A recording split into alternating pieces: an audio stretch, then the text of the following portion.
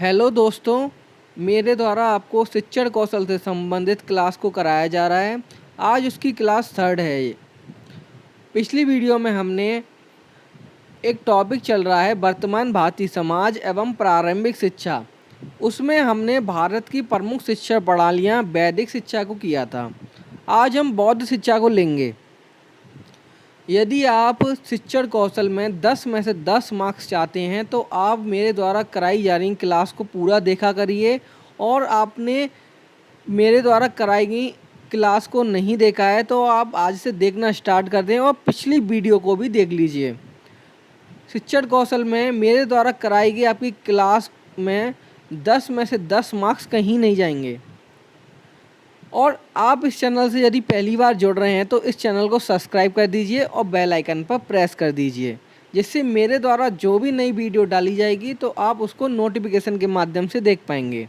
चलिए स्टार्ट करते हैं, बौद्ध शिक्षा को समझते हैं। जब हम बौद्ध शिक्षा की बात करें तो बौद्ध शिक्षा में हम जैसे हमने वैदिक शिक्षा में उसकी अवधि को जाना था, ऐसे ही इसी में इसके काल या अवधि को जानते हैं। जो बौद्ध शिक्षा का जो काल माना जाता है, बौद्ध शिक्षा इसका जो काल माना जाता है वो 500 ईसा पूर्व से 1200 ईस्वी तक माना जाता है, पहली बात। अब बौद्ध शिक्षा के जो प्रणेता थे वो महात्मा बुद्ध को कहा गया। बौद्ध शिक्षा के प्रणेता महात्मा बुद्ध को कहा गया। अब जो बौद्ध शिक्षा थी उसमें हम शिक्षा का माध्यम जाने तो उस समय शिक्षा का माध्यम लोक भाषाएं या पाली थी। अब जब बौद्ध शिक्षा की ओर हम आगे बढ़ें तो इसमें यह भी होता है कि शिक्षा का जो आधार था वो कैसे था। जो शिक्षा का जो आधार था वो जनतांत्रिक था, मतलब सबके लिए शिक्षा थी उसमें। और जब हम आगे और बढ़ें तो अब बौद्ध शिक्षा का जो शिक्षा दी जाती थी उसका प्रमुख उद्देश्य क्या था शिक्षा देने का। तो जब शिक्षा दी जाती थी तो उनका जो प्रमुख उद्देश्य था वो ये था कि मानव जीवन की प्रगति एवं निर्माण की प्राप्ति, मतलब मोक्ष की प्राप्त करना। अब बौद्ध शिक्षा जब थी तो उसमें शिक्षा का नियंत्रण हमें जानना होगा कि शिक्षा का नियंत्रण किसका था उसमें। जब हम बात करें बौद्ध शिक्षा के बारे में तो शिक्षा पर जब नियंत्रण था वो बौद्ध संघों का और भिक्षुओं का था। अब बौद्ध शिक्षा में हमने जान लिया कि इसका जो माध्यम, इसके प्रणेता, आधार और प्रमुख उद्देश्य और नियंत्रण। जब हम इसकी शिक्षा के स्तर की बात करें तो इसके स्तर वैदिक शिक्षा की तरह दो ही स्तर बताए गए हैं, प्रारंभिक शिक्षा और उच्च शिक्षा। अब हम जानते हैं कि प्रारंभिक शिक्षा में क्या था। जब हम बात करें बौद्ध शिक्षा में प्रारंभिक शिक्षा के बारे में तो इसके केंद्र बिंदु हमें जानना होगा। इसके जो केंद्र बिंदु माने जाते थे वो माने जाते थे मठ। और मठों में जो प्रवेश होता था वो 6 वर्ष की आयु में प्रवज्जा संस्कार के द्वारा होता था। अब आप ये सोच रहे होंगे प्रवज्जा क्या होता है। तो प्रवज्जा का जो अर्थ होता है वो होता है घर से बाहर जाना। अब हम आगे की ओर बढ़े इसमें तो प्रवज्जा संस्कार के बाद छात्रों को श्रमण सामनेर, जैसे हम सुनने वाला कहते हैं, कहा जाता था। जब हम नेक्स्ट इसमें बात करें और तो इसमें जो मठ का भिक्षु होता था वो श्रमण को दास नियमों का आदेश देता था। मठ का भिक्षु श्रमण को दास नियमों का आदेश देता था, जिसे 10 पदानी सिक्का भी कहा जाता था। ये बहुत ही महत्वपूर्ण बिंदु है एग्जाम की दृष्टि से। अब उस श्रमण को सिद्ध रस्तु नामक बाल पोथी रटवाई जाती थी। अब जब नेक्स्ट की बात करें तो सिद्ध जो रस्तु थी उसमें वर्णमाला के 48 अक्षर होते थे। और इसमें जो शिक्षा की अवधि थी वो थी 10 वर्ष।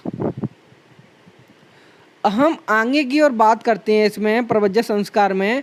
तो प्रवज्जा संस्कार के बाद शरण त्रयी को 3 बातें कहलवाई जाती थी। बुद्धम शरणम गच्छामि, धम्मम शरणम गच्छामि, संघम शरणम गच्छामि का उच्चारण करवाते थे। इसमें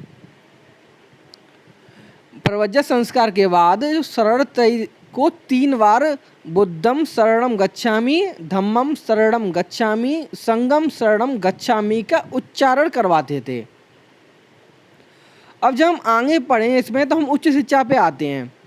जब हम उच्च शिक्षा की बात करें तो वही बात कही जाएगी, केंद्र बिंदु कौन था इसका, तो केंद्र बिंदु इसके बिहार को कहा जाता था। और इसमें उच्च शिक्षा के लिए कोई संस्कार नहीं था, पहली बात। और जो बिहारों में प्रवेश था वो प्रवेश परीक्षा के द्वारा होता था। और जो इसमें उच्च शिक्षा की शुरुआत मानी जाती है वो 12 वर्ष की आयु से होती थी। उच्च शिक्षा की शुरुआत 12 वर्ष की आयु से माना जाता था इसमें। जब उच्च शिक्षा की समाप्ति पर इसमें उपसंपदा संस्कार होता था। ये पॉइंट भी बहुत महत्वपूर्ण है कि उच्च शिक्षा की समाप्ति पर बौद्ध शिक्षा में क्या होता था, तो उपसंपदा संस्कार होता था। जब हम उच्च शिक्षा की अवधि की बात करें तो उच्च शिक्षा की जो अवधि कही जाती है 12 वर्ष होती थी। मैंने आपको पहले में बताया था कि उच्च शिक्षा की शुरुआत थी वो 12 वर्ष की आयु थी और उच्च शिक्षा की जो अवधि है वो 12 वर्ष होती थी। अब जब नेक्स्ट बात करें इसमें तो संघ में प्रवेश के लिए उपसंपदा संस्कार दिया जाता था। मतलब संघ में जब प्रवेश होता था तो उसके लिए उपसंपदा संस्कार दिया जाता था।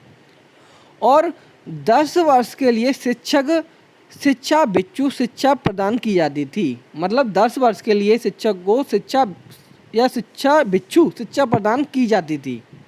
ये कुछ प्रमुख बातें थी उच्च शिक्षा के बारे में और प्रारंभिक शिक्षा के बारे में। अब जब हम और आगे की ओर बढ़ें तो बौद्ध काल की प्रमुख शिक्षा संस्थाओं के बारे में जानते हैं।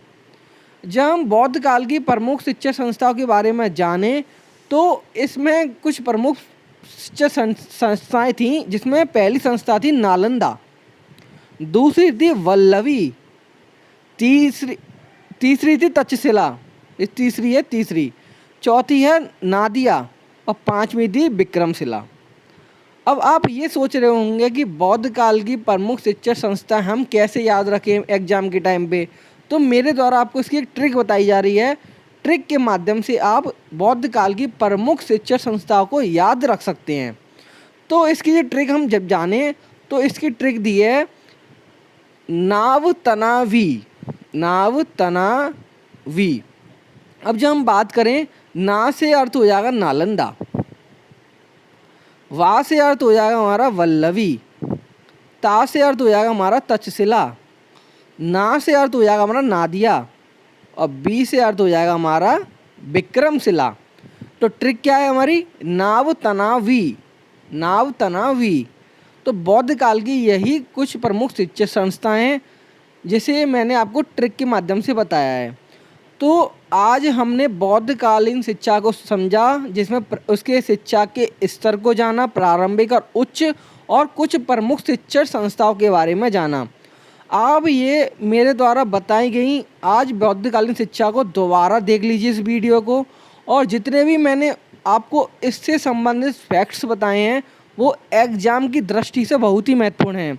यदि 10 में से 10 मार्क्स लाना चाहते हो शिक्षण कौशल में आप लोग, तो आप मेरे द्वारा कराई जा रही इस क्लास को पूरा देखें और जो आपको नोट करने वाली चीज़ है उसको नोट कर लें और स्क्रीनशॉट के माध्यम से इसको सेव भी कर लीजिए।